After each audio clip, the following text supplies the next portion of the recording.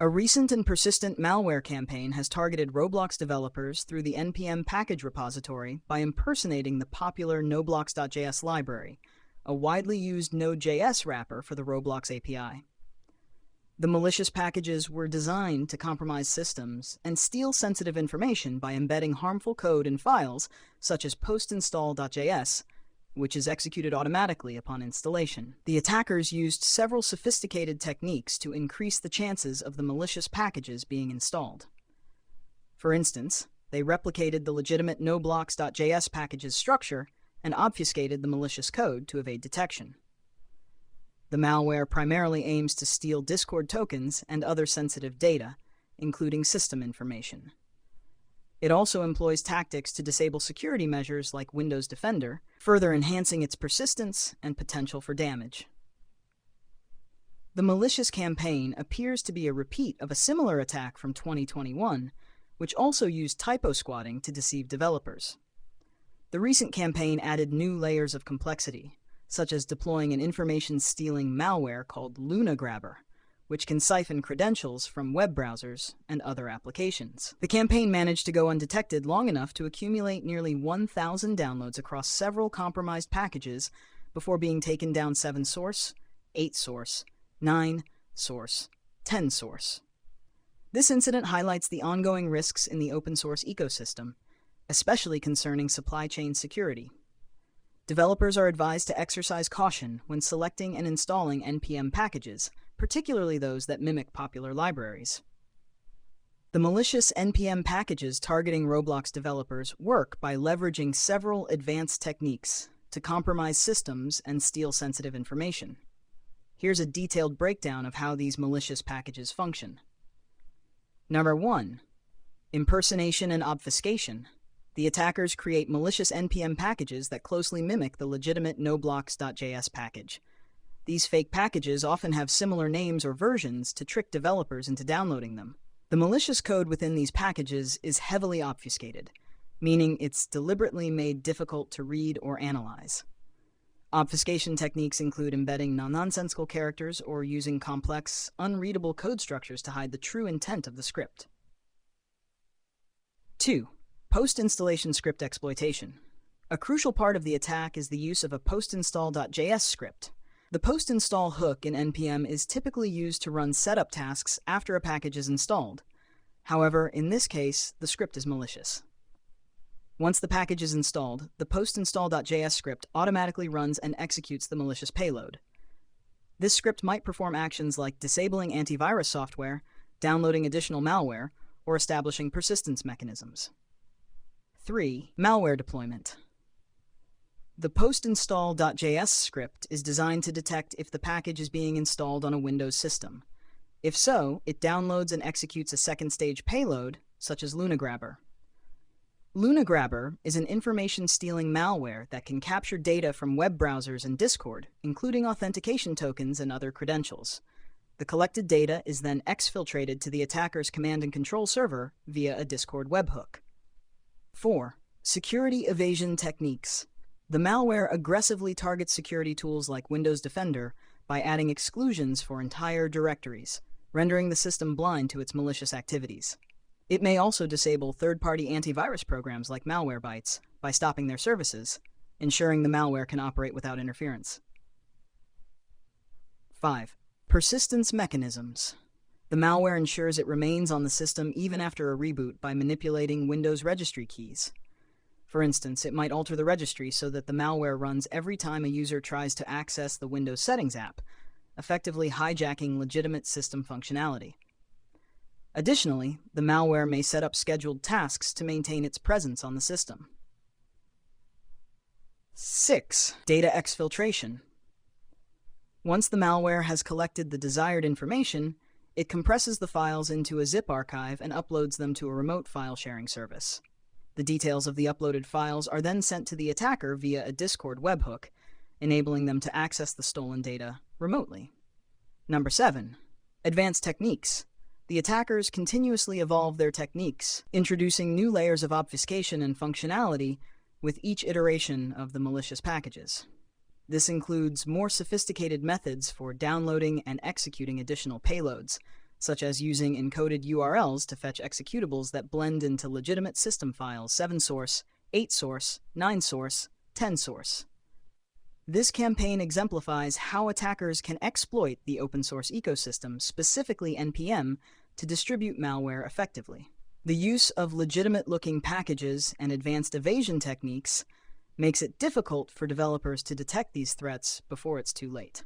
The recent malware campaign targeting Roblox developers through NPM packages is a sophisticated multi-stage attack that exploits the trust in the open source ecosystem. Here's a detailed breakdown of how this attack works. Hacker 1. Impersonation of legitimate packages. Attackers created malicious NPM packages that closely mimic the legitimate Noblox.js package, a popular Node.js wrapper for the Roblox API. These fake packages were designed to deceive developers into thinking they were installing a legitimate tool, when in fact, they were installing malware. Post-installation script exploitation. The attack leverages NPM's post-install script, which runs automatically after the package is installed. In the malicious packages, this script contained obfuscated code that downloads and executes additional malicious payloads. This payload could perform actions like disabling security software, downloading further malware, and establishing persistence on the infected system. NAR 3. Deployment of LunaGrabber. The main malware deployed through these packages is LunaGrabber, an information-stealing tool. LunaGrabber is highly customizable, allowing attackers to choose what type of data to steal, such as Discord tokens, browser credentials, or system information. It also includes features to evade detection, such as self-destruction when executed in a virtual machine. 4. Advanced evasion techniques. The malware aggressively disables security measures on the infected system. It targets both third-party antivirus software like Malwarebytes and built-in protections like Windows Defender. By adding directories to Windows Defender's exclusion list, the malware ensures that its activities go undetected. 5. Persistence and data exfiltration. To maintain persistence, the malware modifies the Windows registry, ensuring it runs every time the system is rebooted. It collects various types of sensitive data from the system and exfiltrates it to a remote server, often using services like Discord webhooks for command and control communication. 6. Multi-stage infection. The attack involves multiple stages. The initial post-install.js script downloads a second stage payload, which in turn may download additional executables or scripts. These stages are designed to avoid detection and ensure the malware can continue to operate even if parts of it are discovered and removed. Typo squatting tactics. The attackers use typo squatting, where the names of the malicious packages were very similar to the legitimate ones, hoping to trick developers into downloading them by mistake. This technique is common in software supply chain attacks and highlights the need for careful scrutiny of package names before installation. 8. Limited impact but high risk. While the overall impact was relatively limited in terms of the number of downloads, just under 1,000 across all malicious packages, the potential damage from this attack was significant due to the sensitive nature of the stolen data and the extensive control the malware could gain over an infected system.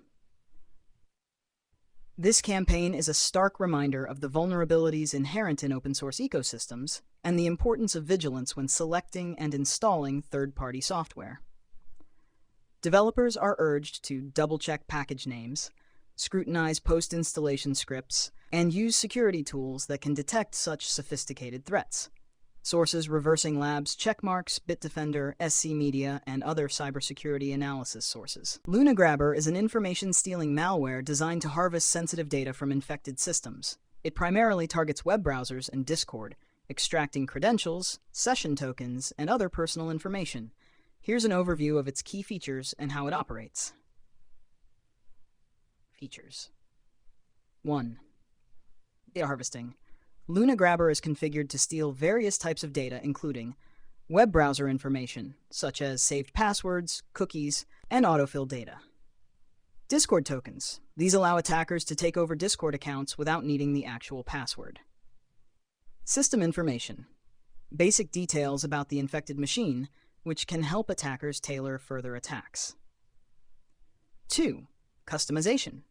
The malware is highly customizable, allowing attackers to choose exactly what data to collect and how to behave.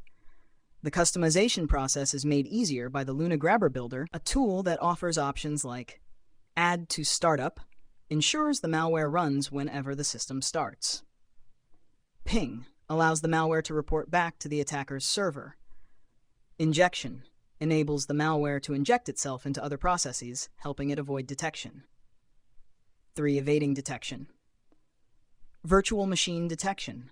If Luna Grabber detects that it's running in a virtual environment, often used by analysts for malware research, it can self-destruct to avoid analysis.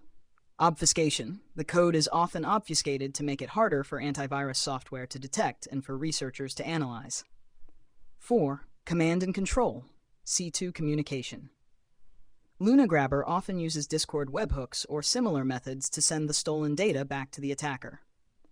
This method is chosen for its simplicity, and because Discord's infrastructure is generally trusted, making it less likely to be blocked by security software. Usage and attacks.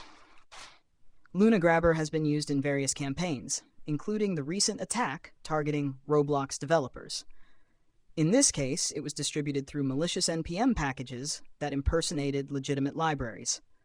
Once installed, the malware would quietly steal information from the victim's system and send it to the attackers. History and evolution. Luna Grabber is part of a broader trend of malware targeting specific communities, such as game developers, where attackers exploit trust in widely used libraries and tools.